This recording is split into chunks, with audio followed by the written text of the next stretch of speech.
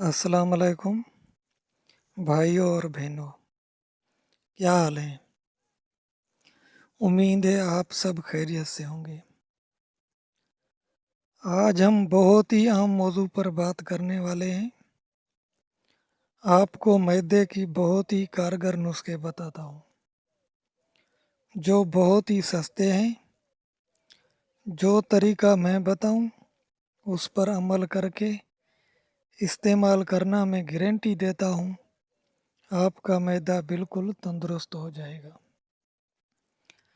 YouTube पर काफ़ी channel हैं जो ऐसे नुस्खे बताते हैं, आपने इस्तेमाल भी किए होंगे लेकिन रिज़ल्ट ज़ीरो।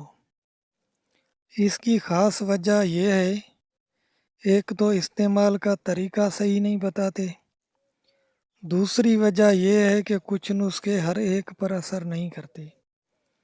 लेकिन जो आज मैं आपको नुस्खे बताने लगा हूँ ये 100% सब पर असर करेंगे और इनका कोई साइड इफ़ेक्ट भी नहीं है और सस्ते भी हैं, हर जगह आसानी से मिल भी जाते हैं।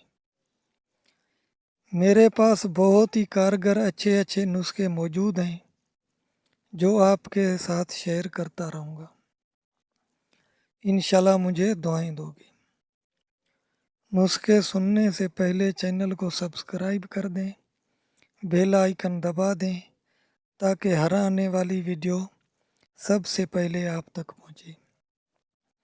तो चलो शुरू करते हैं। नंबर 1, गन्ने का रस खालिस।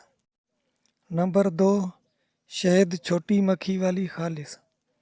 गन्ने के रस का 1 गिलास सुबह शाम खाने से आधा घंटा पहले 1 माह इस्तेमाल करें, मादा बिल्कुल ठीक हो जाएगा। इस दौरान लाल मिर्च और तली हुई चीज़ों से परहेज़ करना है। शहद इस्तेमाल करने का तरीका: 1 गिलास ठंडा पानी लेकर उसमें 2 चम्मच शहद डाल दें, अच्छी तरह मिक्स कर लें। यह भी सुबह शाम खाने से आधा घंटा पहले 1 माह इस्तेमाल करें, मादा बिल्कुल ठीक हो जाएगा। इसमें भी लाल मिर्च और तली हुई चीज़ों से परहेज़ करना है। इस वीडियो को ज़्यादा से ज़्यादा शेयर करें ताकि हर उस भाई बहन तक पहुंच जाए जो इलाज करा करा के थक चुके हैं, आपका भी सदका जारिया बन जाए। बहुत शुक्रिया। अल्लाह हाफिज़।